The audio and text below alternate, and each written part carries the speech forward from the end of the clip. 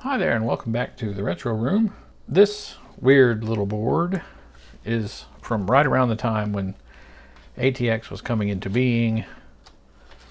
As you can see here, as you can't see here. Okay, that's better. Okay, like I was saying, this board is from a weird time when AT style, or baby AT style, was falling out of fashion for PCs and compatibles, and ATX was coming into fashion. Because this is this board is just weird all around. First bit of weirdness we'll notice, it has two power connectors. One is AT, like we're used to, for older machines, and one is ATX. This is the ATX, the one at the first variant, 20 pin, but still ATX, and it'll work with modern power supplies. This also has two different processor sockets. Socket 370, for Celerons and Pentium 3s and the like, and slot 1 for Pentium 2s, Pentium 3s, some Celerons as well. Uses DDR RAM. Well, this is a rather late 90s, like 98, 99-ish era board. In fact, the BIOS is an AMI BIOS, copyright 1999. We have 98, 99, 99 as date codes on these, 99 on that one. So yeah, right, just before 2000. But this has a lot of things integrated. That is a modem chipset right there. That is a sound chipset there. Actually, that's probably networking. This is sound and modem,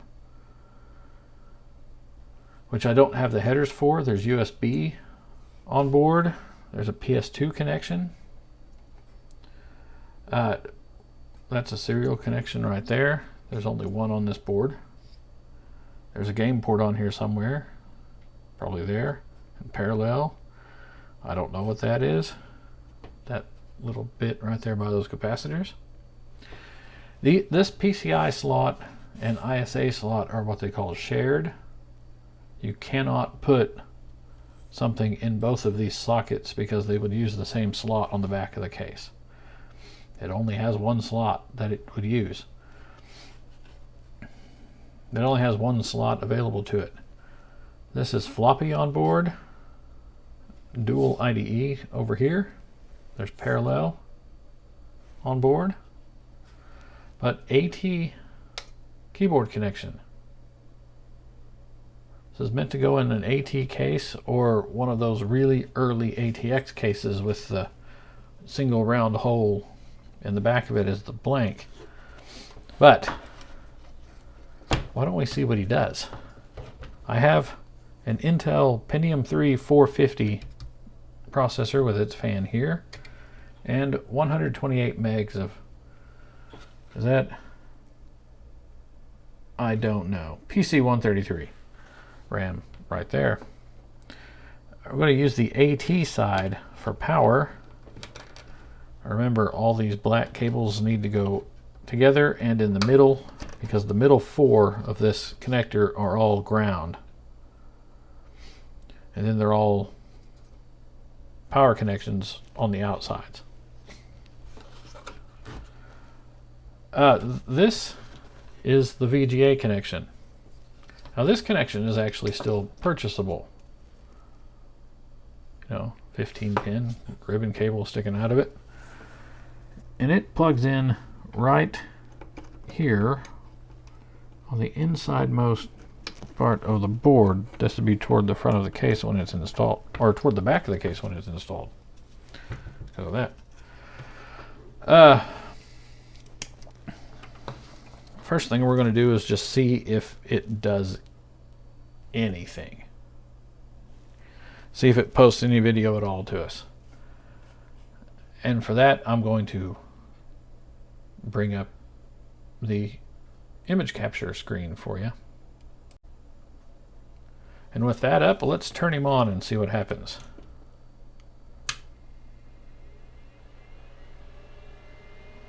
No magic smoke being let out.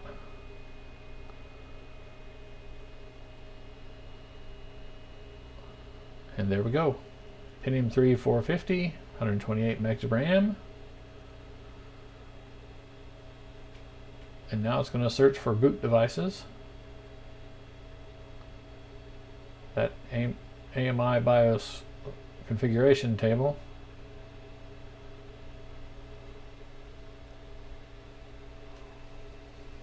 You can do PXE boot. Look at that. It has a boot ROM on it.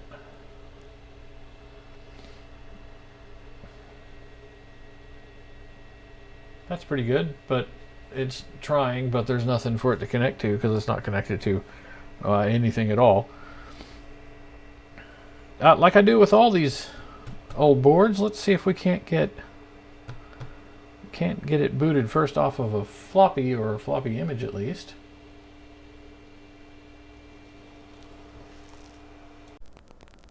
Ah, got the GoTech that's usually on my bench.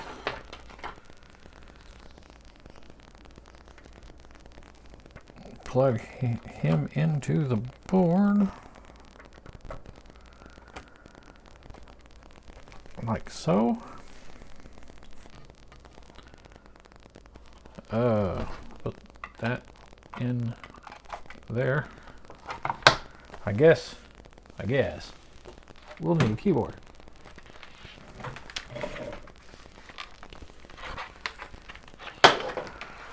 We have a keyboard. And it's the same color purple.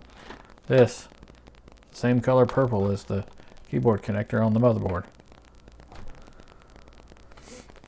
They paid an extra few pennies to make that purple, I bet. Back in, about 1999, maybe 2000.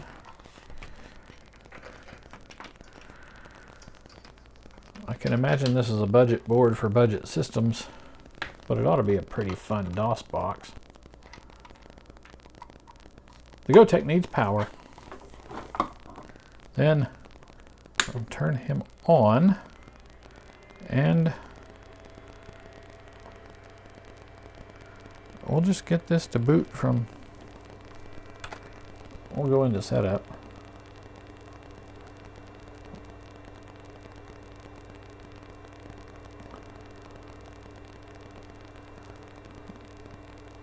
Put it on a DOS 622 boot disk. We're not going to go with that, but that's all right. That date is not.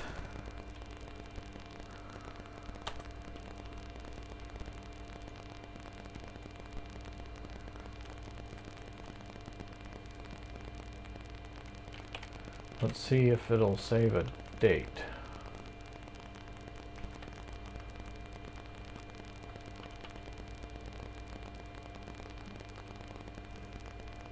It's not even the right time.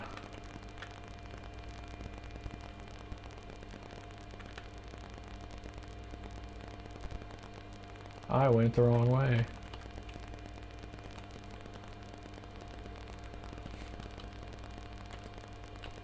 The battery on this thing is probably dead. But it's a little CR2032.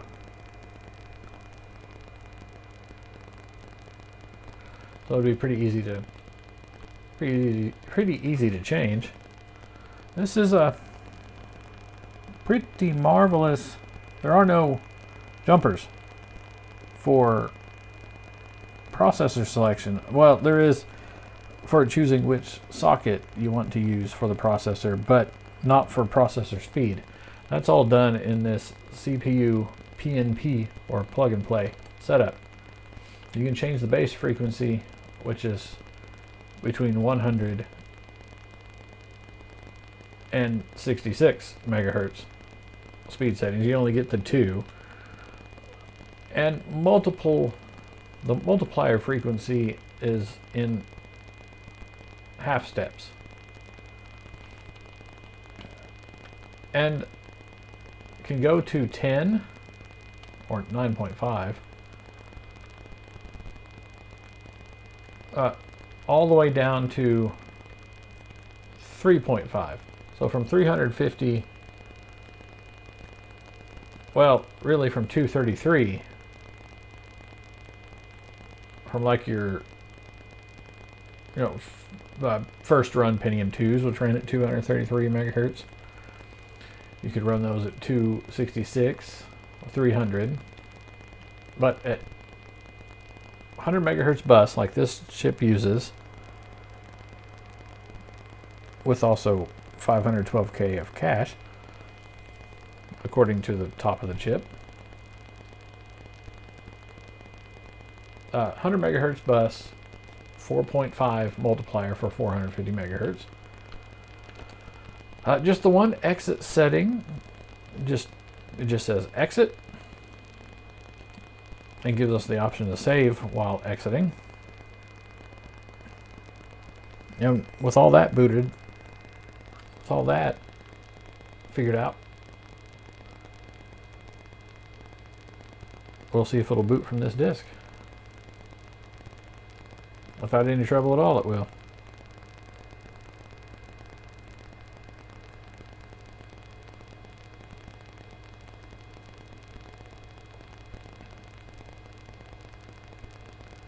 DOS 6.22 setup.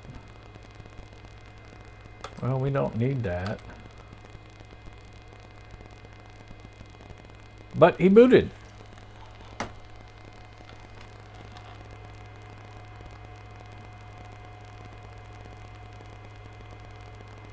All right. Let's see if we can't get an operating system loaded on this guy.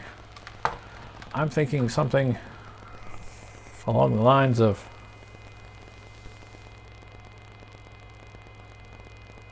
this is really saying it should be Windows 98, I think.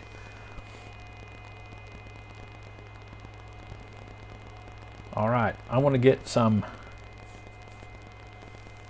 other drives to connect to this guy. And we'll see what we can't get going for us. Okay. Have an optical drive. And going to try this old Western Digital. He is a WD800. It's at 80 gig. It's a Western Digital Caviar drive. Produced the 17th of June 2004. That's a 20-year-old drive now. That makes me feel rather old.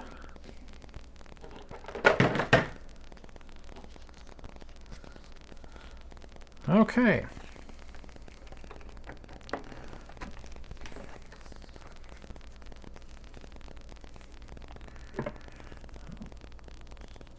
My senescence aside, let's plug these drives in.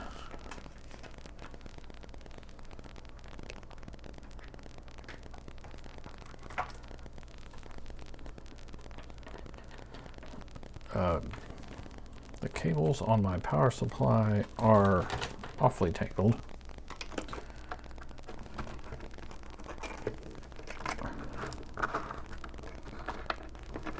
Okay. Now we should be able to get something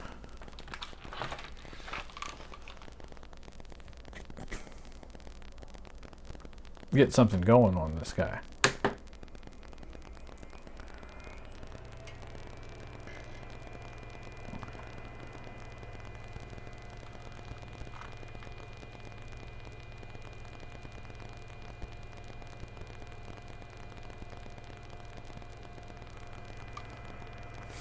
Don't tell me it's not going to boot now.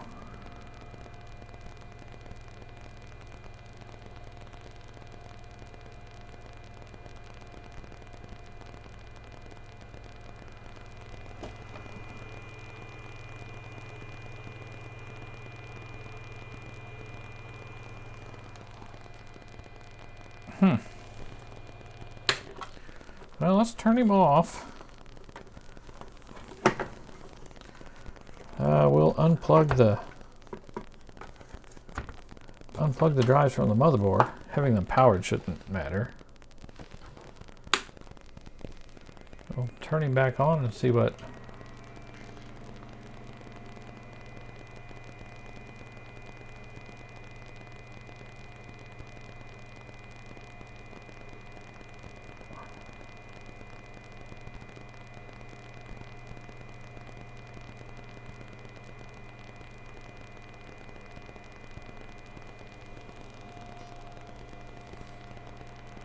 Fans are going.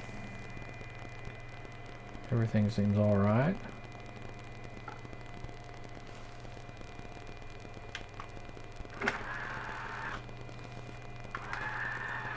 There's a disk in that drive. I mean, that shouldn't matter.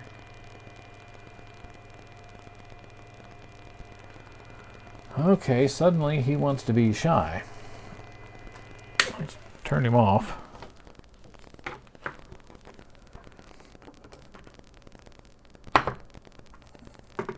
We'll put in a postcard and we'll see what he has to say about it.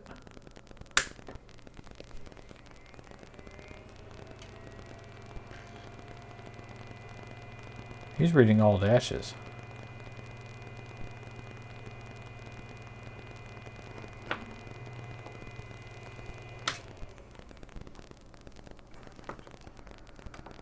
Well, let's clear the CMOS.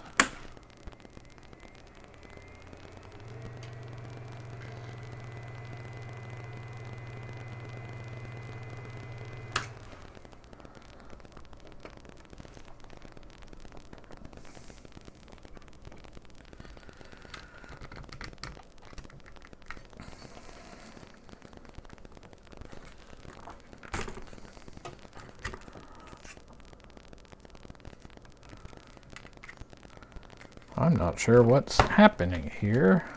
I mean, with older budget technology, this is bound to happen, but still, it was just working.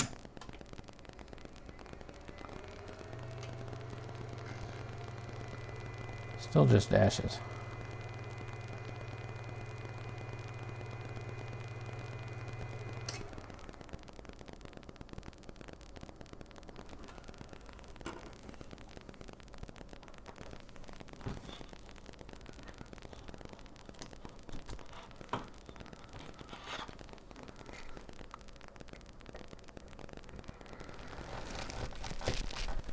We'll try to power it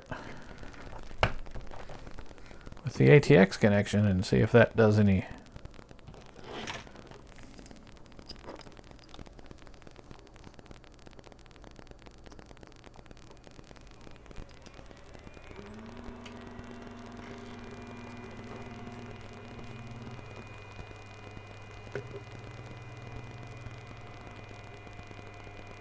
That changes nothing.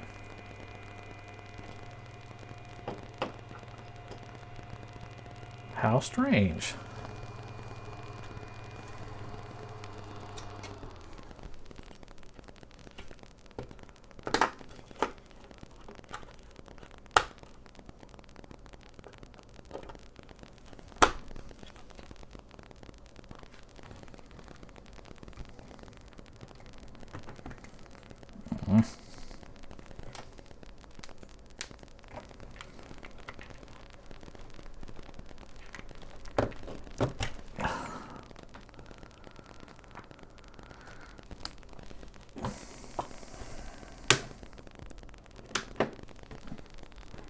All right.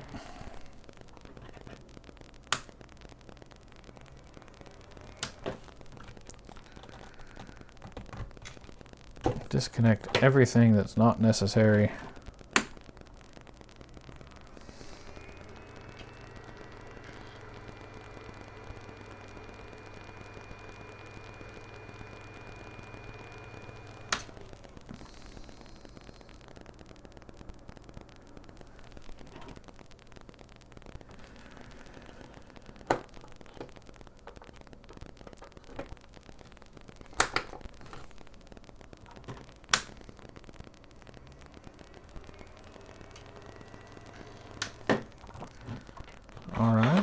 TV keyboard. Maybe the video connector, keyboard connector.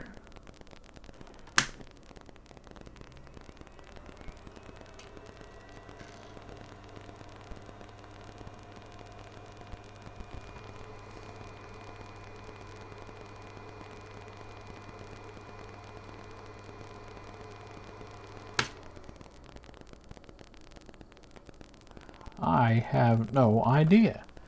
It just died.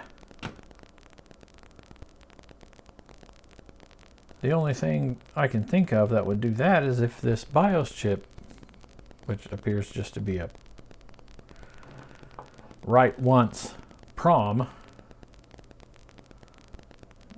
programmable read only memory, write once, read many sort of deal.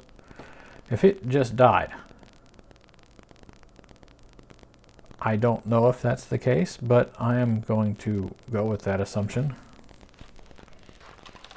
And we'll see if writing another one of those chips does us any good. This chip right here, little 2 megabit, from ASD. It's an AE29F2008. It says 686 AMI BIOS on it there. It is out of the board. This chip is certainly bad. I tried to write the latest BIOS to this chip and it failed verification twice. So I'm calling it this chip is bad. Okay, I have on here a Winbon 29C020C. It's another 2 megabit chip, and it didn't want to work at first either. Still causing all dashes across the postcard here. But I popped the battery out because it was dead anyway. Well, it really wasn't, but I'm going to replace it anyway. Pop the battery out, which cleared the cleared the CMOS, cleared any of that memory, and it started working. This is a strange board. Okay, let's turn him on. Proceed with cautious optimism. We'll backtrack and we'll see if he still works.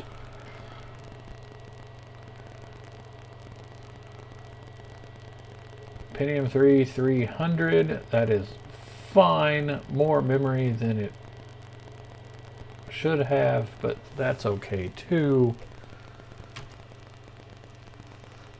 Yeah, CMOS settings are wrong. It has a later BIOS version. This is the most recent one for this board. We'll have to go into setup, but we'll just exit.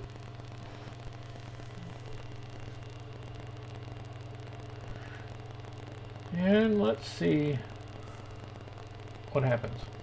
That's the proper amount of RAM. Don't want to enter setup. Want to make sure it gets to the post screen. This screen. Which it did.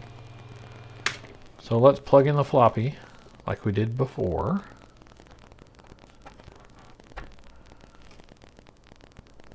Okay. I'll turn him on. Postcard is showing something other than dashes.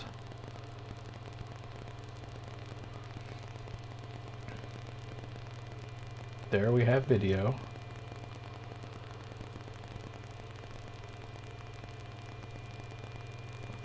Okay.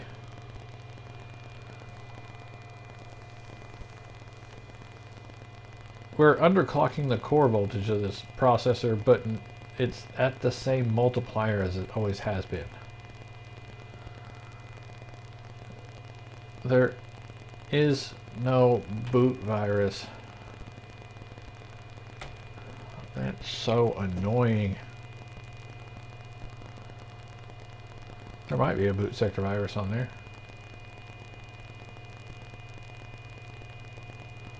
But most of the time it's that trend way software just being crazy.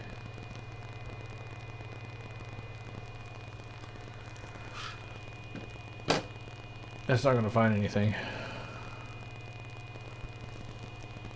It's booting. Okay.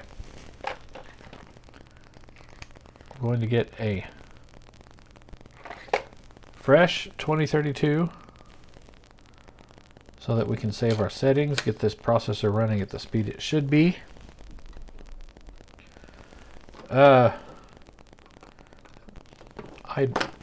You know what? I don't trust this cable. I haven't ever seen it working.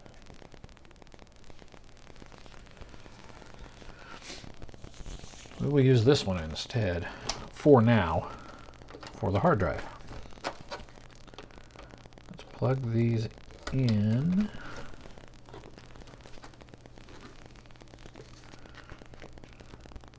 Pin 1 is typically toward the power connection on IDE stuff. In fact, I think that's 100% of the time. Okay. All right. We're booting. According to what the postcard is showing me anyway.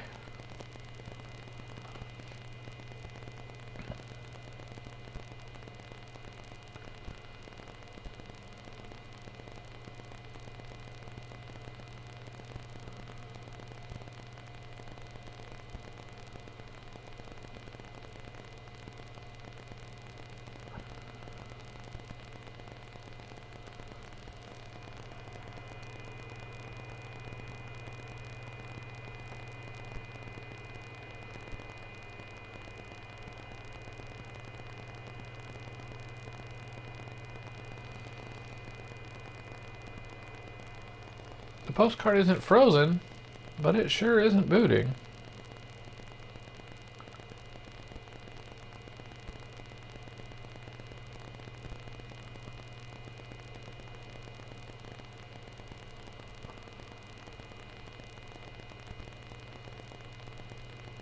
It's counting up the hexadecimal numbers. It's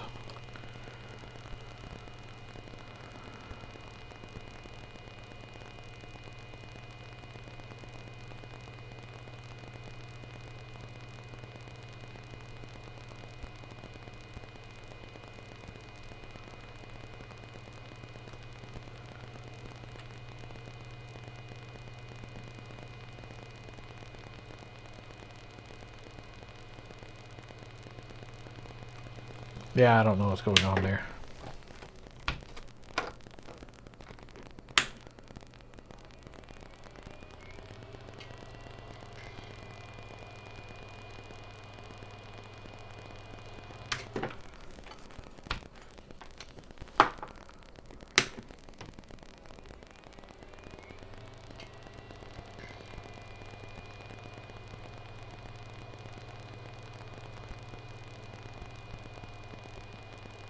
Maybe it has a problem with the battery being in this machine.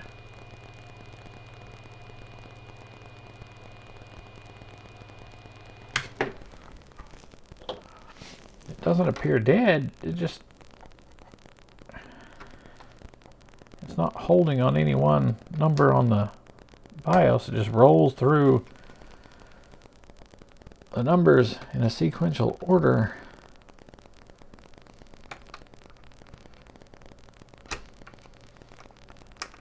Oh, there.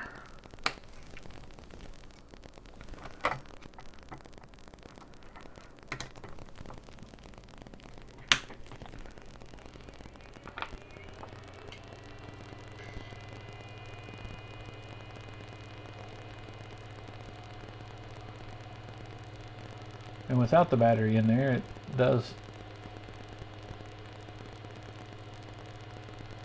boots just fine.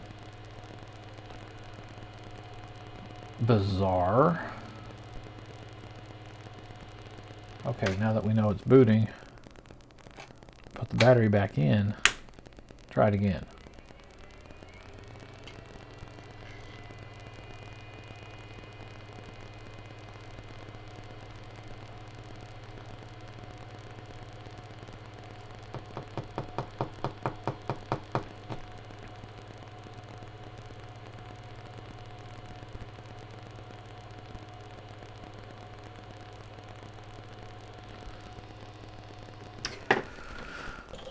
Is there a problem with this battery?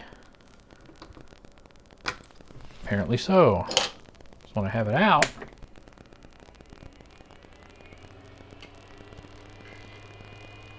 It boots just fine. But with the battery in there,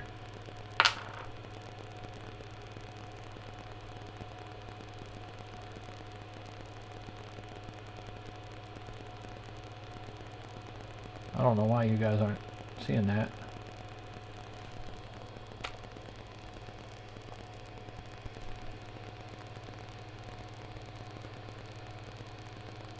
There you go.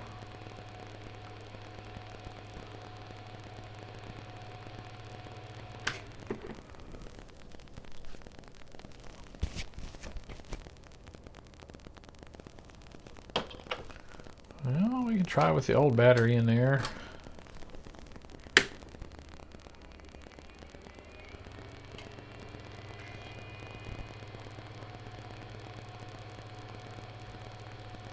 And it boots. I don't get it.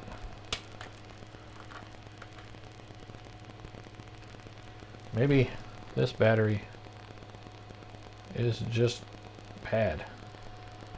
It looks like that other one. I don't know. I don't trust either one of them.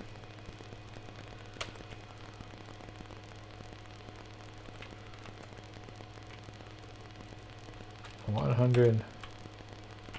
We'll set that right.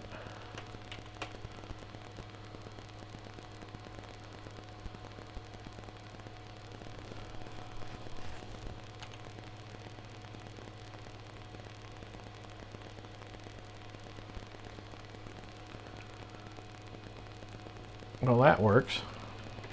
All right, I'll power him off again. Let's plug just the hard drive in here.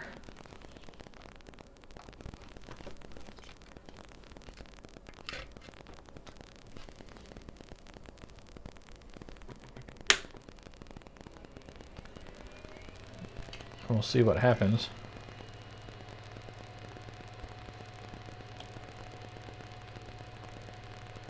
Yeah, that battery's working. Okay. You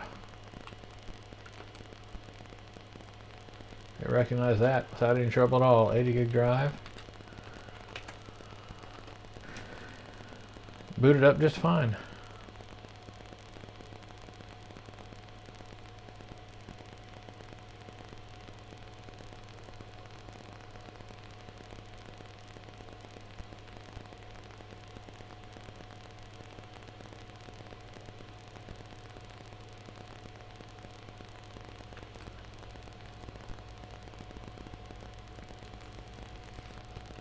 Trying to boot from the hard drive. I need it to boot from the floppy drive.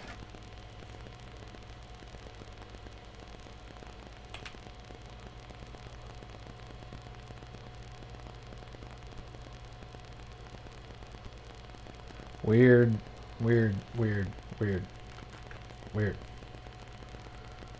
First boot device. All right. Boot from the zip drive. Floppy, second boot device.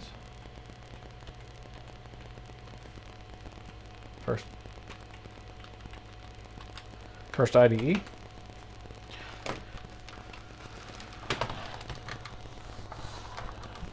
Picky ass weird thing.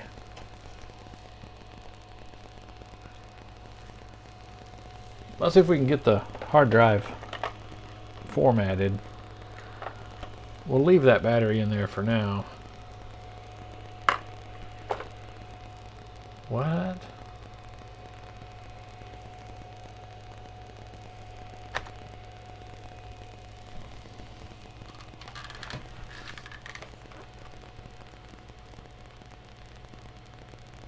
To prevent the virus from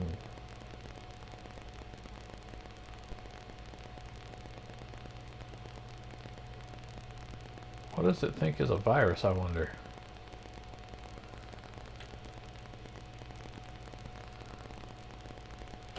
Well, it's not going to affect anything.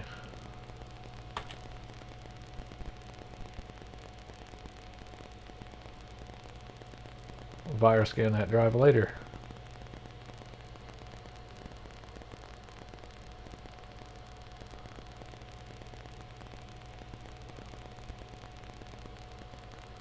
There's not any CD-ROM drive on this machine, so that's not going to work.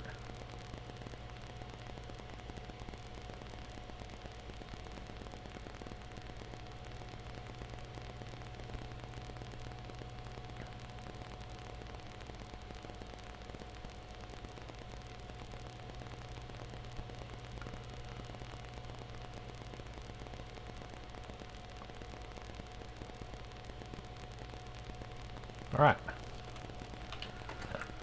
Let's see if we can get into F-disk. Sure. What we got in there?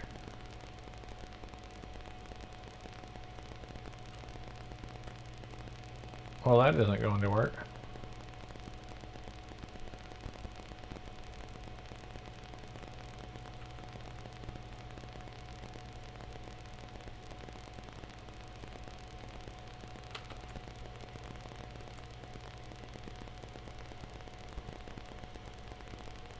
Thinks it's a 10 gig drive, or that's all it can do.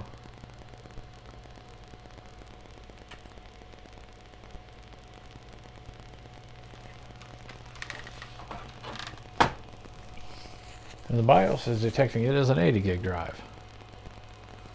Well, let's see what we can figure out. I might need a boot CD for this one.